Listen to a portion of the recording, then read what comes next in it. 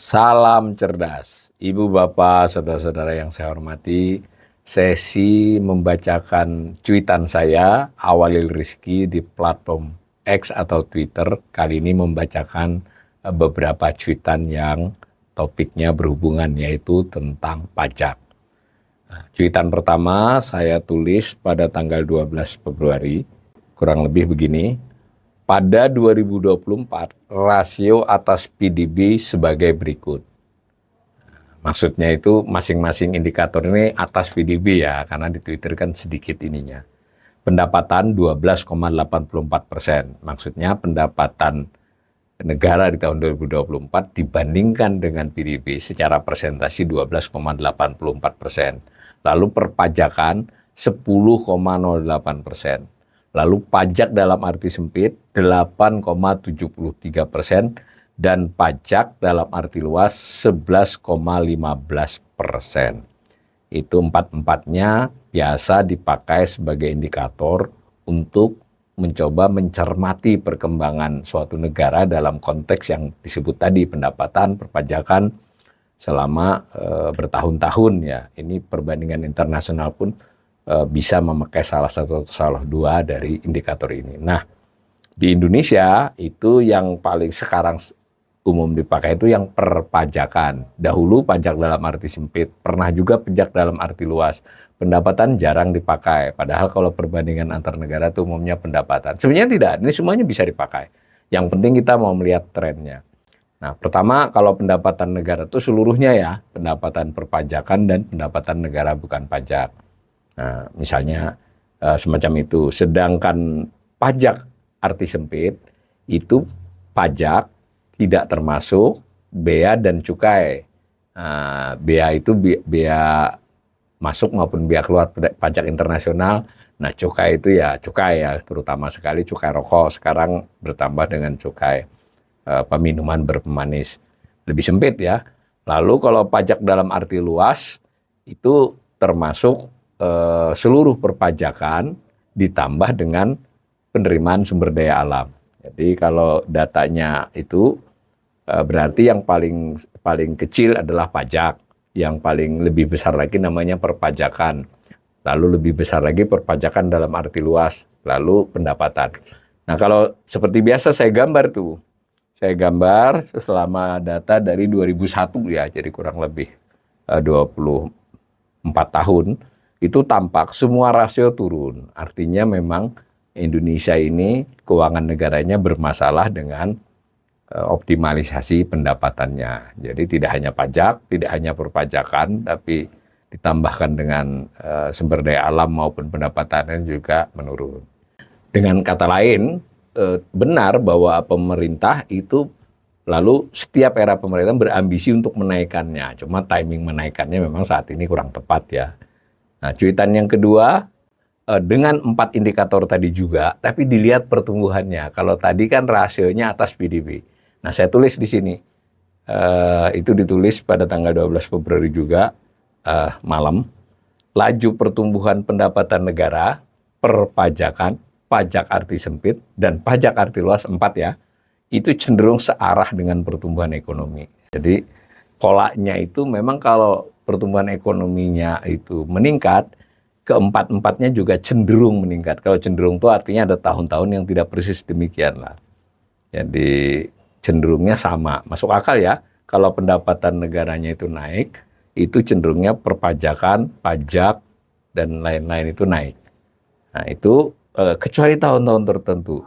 Nah pada tahun yang tidak sesuai pola, di gambar itu kan ada gambarnya tuh. Naik banget atau turun banget yang tidak sesuai dengan, kalau polanya tetap itu. Kalau naik, cuma pertumbuhan ekonominya naik sedikit, tapi pajak, perpajakan, pendapatan itu naiknya agak tinggi ya. Begitu juga pas hanya turun sedikit pertumbuhan, dia turun. Itu begitu. Nah, maka dari cara menggambar ini, itu memang ada tahun-tahun yang polanya tidak persis sama. Itu mesti terkait dengan sumber pertumbuhan ekonomi. Nah, di situ saya melihat di gambar terakhir, target 2025 itu jadi kurang realistis dan sulit dicapai karena polanya itu tidak tepat ya, jadi tidak akan sesuai. Jadi maksudnya gambar ini adalah untuk menunjukkan target 2025 itu termasuk berat buat pemerintah. Kemudian cuitan ketiga, sehari kemudian tanggal 13 Februari saya tulis begini. Pertumbuhan konsumsi masyarakat cenderung searah dengan pajak dan perpajakan. Jadi yang berbeda itu searah itu artinya pola ya. Nah, kelihatan kalau perpajakan konsumsi masyarakat naik, penerimaan perpajakannya naik. Begitu juga pajak dalam arti sempit. Ingat tadi ada, kalau pajak arti sempit itu tidak termasuk bea dan cukai. Kalau perpajakan semuanya. Kelihatan polanya begitu. Nah, pada tahun 2024 ini agak berbeda. Itu sengaja saya pecah itu. Yang 3 tahun terakhir saya sendirikan, biar kelihatan polanya. Itu 2024 ini konsumsi hanya meningkat sedikit, tetapi penerimaan perpajakan dan pajak arti sempitnya merosotnya banyak. Jadi ini indikasi pendapatan agak sulit sebetulnya sudah. Itu bisa jadi udah terlampau besar mereka sehingga konsumsinya itu menunjukkan daya beli, maka bayar pajaknya juga menurun. Nah, karena itu ketika tahun 2025 ini ditargetkan konsumsi naik 5%, kemarin naiknya 4,94, ini mau dinaikkan 5% menurut APBN, sementara pajaknya diminta melompat itu. Jadi ini kembali untuk menguatkan cuitan sebelumnya bahwa akan terjadi kesulitan meningkatkan target pajak jika segitu. Menurut saya di cuitan ini, lebih baik pendapatan masyarakatnya dahulu yang didongkrak. Karena pendapatan masyarakat inilah yang lebih menjadi faktor pendorong penerimaan pajak dan perpajakan dibandingkan sebaliknya. Nah, cuitan terakhir masih terhubung juga. Kali ini hubungannya adalah antara pertumbuhan PMTB. PMTB itu pembentukan modal tetap bruto atau investasi dengan pajak dan perpajakan. Nah, menurut cuitan saya ini digambar selama belasan tahun terakhir. Seperti konsumsi tadi, ternyata searah juga. PMTB dengan pertumbuhan pajak dan perpajakan itu juga searah. Kecuali di tahun tertentu. Nah, 2020 ini termasuk yang agak tertentu ya. PMTB-nya naik, tapi penerimaan perpajakan dan pajaknya justru turun. Nah, ini menimbulkan ada pola apa ini? Nah, ini berarti antara lain bisa ditafsirkan macam-macam ya. Kalau secara umum penafsiran untuk belasan tahun, itu berarti kalau mau perpajakan dan penerimaan pajak target 2025 itu tercapai, maka PMTB investasi ini didorong lebih tinggi. Ini target 5,5 itu sudah ketinggian sih sebenarnya. Nah, maka pemerintah punya PR bahwa kalau mau penerimaan perpajakan dan pajak itu mencapai target, investasi didorong lebih tinggi. Bukan sebaliknya, menaikkan perpajakan, pajak dengan kebijakan apapun, berharap investasi naik, itu terbalik. Kira-kira menurut cuitan ini seperti itu bacaannya. Tentu ini hanyalah semacam hipotesis dan pendapat saya, dan memang ada juga orang-orang yang sependapat dengan ini.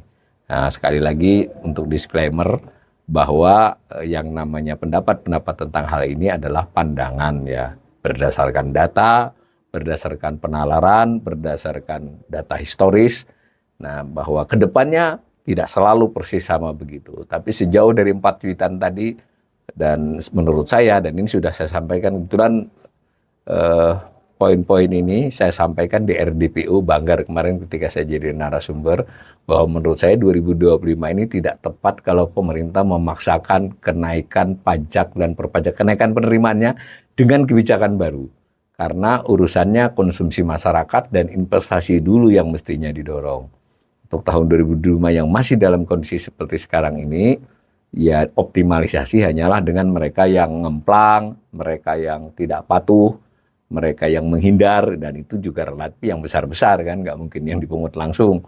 Jangan merubah dulu hal-hal yang fundamental seperti batas pajak atau tarif pajak. Begitu maksud dari paparan-paparan ini. Mudah-mudahan menjadi pertimbangan juga oleh kita semua untuk ikut mengawasi bagaimana pemerintah mengambil keputusannya, dan kalau keputusan itu, kebijakan itu benar, kita sebagai rakyat wajib tidak hanya mendukungnya tapi juga menyuarakannya. Mudah-mudahan ada perbaikan di tahun-tahun mendatang.